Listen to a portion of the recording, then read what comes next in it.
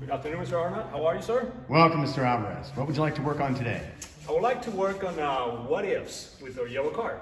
Excellent. What ifs are the sort of thing that we use to make these techniques useful.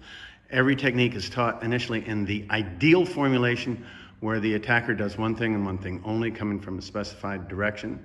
For instance, delayed sword, where he comes with a right straight shove to your left shoulder. You step back with a right inward block to a right neutral bow, move to a cat stance, snap a front kick to the groin, and land with an outward hand sword.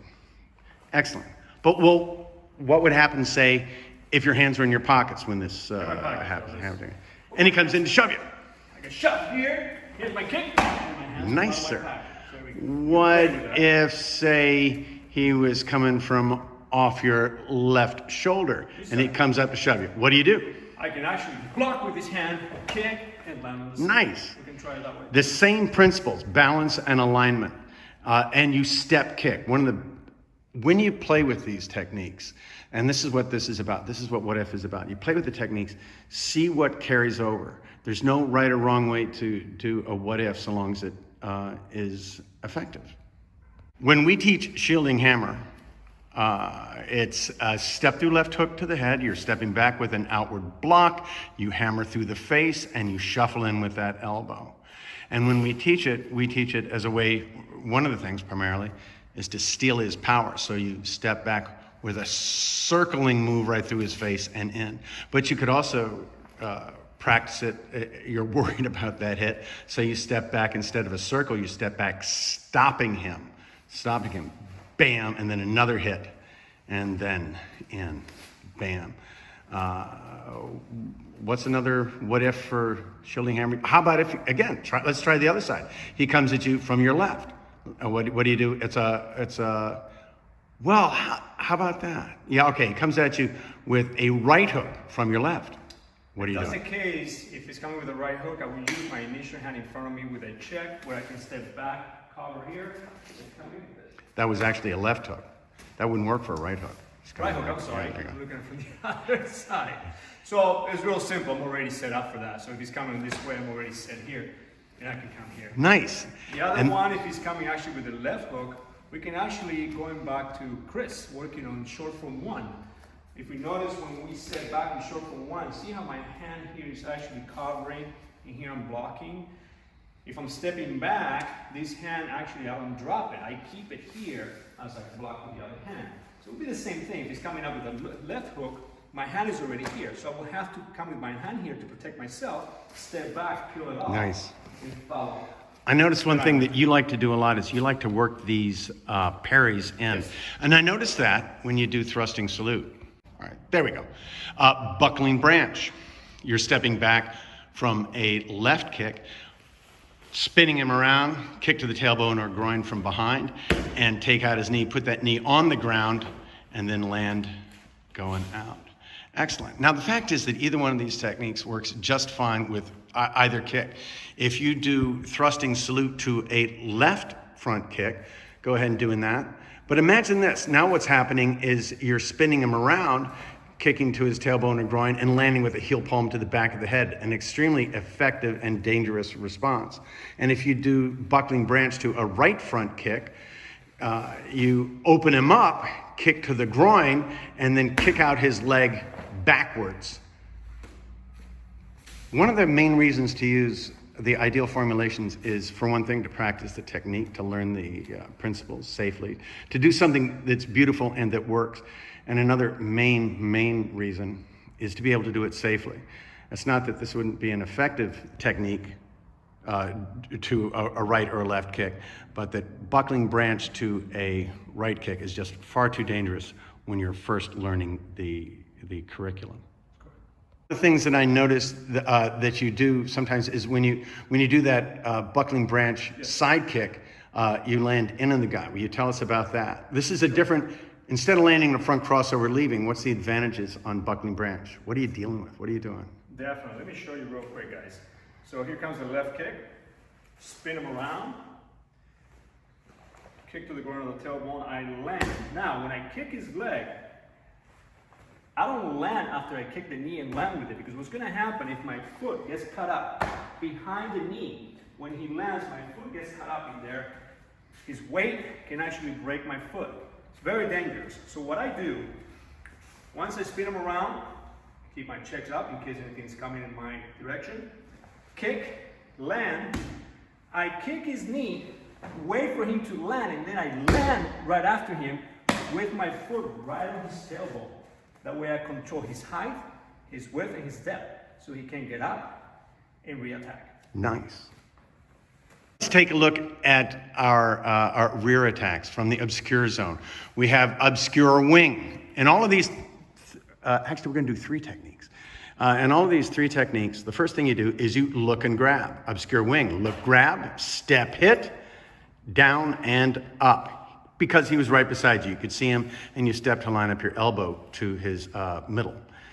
He's behind you. When you look and grab, you can't see him, so you step out to where you can see him, land with a chop to the throat, and kick to the groin.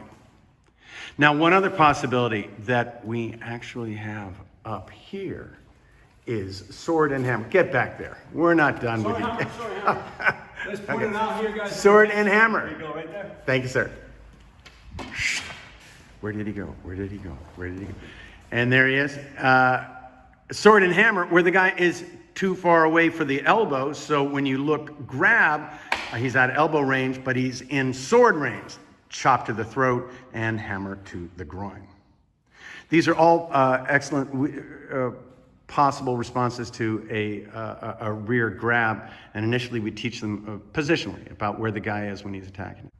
With Rain and Claw and 5 Swords, we use that same 12-6 line for both of them, and they work the same stance pattern, neutral, forward, neutral. With Rain and Claw, you're stepping back with downward, inward block, rain a claw down on his face and back knuckle to his face. And 5 Swords, you're stepping in with 1, 2, 3, 4, and 5. You can play a lot with that. One of the things you can play with on 5, well, actually in both of them, there are what if you want to speed yourself up by stepping in, what if you want to slow the other guy down by stepping back. Both of them are perfectly adequate ways of keeping yourself safe. But there's always an advantage to stepping in, and that is that you get to him faster. Another interesting set of things that you can do with the what if on 5 Swords. Well, Mr. Alvarez, why don't you talk about that? Playing with that toe heel line when you're stepping forward. What if you don't observe the same toe heel line? What happens if you step across it? Yes, we talked about this, I believe it was last week.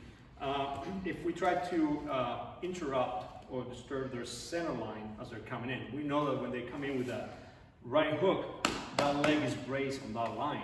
So what makes sense is for us to blow right through that knee to also cancel and help us cancel a little bit his depth. So what I like to do, instead of coming in the center line, I like to go in a slight 45 against the inside of his knee. So when I come in, I cut that line in half. Here's my chop. Now, again, like I said last week, I want to make sure that my heel palm is braced with my back leg. Here, I have no brace behind me, and I don't have a proper alignment. Once I move my foot, then I'm properly aligned, properly braced with my heel palm and my uppercut. I'm just going to do it at speed for you guys, so you guys can see. I'm going to put myself right here so you guys can see actually the center line. When we're stepping in the center line, I will be right here. And I'm going to show you, as I cut the center line, what happens to my right foot. Now look at my back foot. Nice. Look at how you can use grabbing the grab, how you can use that to direct the elbow for maximum utility. So he grabs you, you grab him, and when you step back, you turn his elbow down by turning elbow up as you break his arm up, and then you turn it again. So now his elbow is facing to your right and in and out. Very nice. That was excellent, sir. You have some ways that you graph these together in these using the techniques in the alternate card? I do. Specifically with that grip of death that we were just talking about. Yeah. We also have on the alternate card, we have grabs of death. All right. Basically the same technique, the same attack, same grab, same everything. My reaction at the beginning is all the same.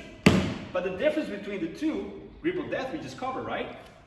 grasp of death, I'm here, but his groin is exposed, and that's where my hand is already there. So I go to the groin, hit the groin, pull, I get a reaction from him, then I can go into my grip of death. Nice. So we can actually start mixing those ideas, but not changing the technique. Excellent. Excellent. Well, thank you, sir. These techniques. We could go on forever. We could go on forever, and Endless. we will, but not today. But Thank you very We much. want to hear feedback. We want to hear feedback from you guys. Let us know what you can do with these techniques, what you guys see, your what ifs. We want to hear back from you guys, please. Any questions you ask us, we will answer, and anything you ask us to illustrate, we will. Thank you, sir. I'm going to get to work on my what ifs. Thank you, sir. Thank you.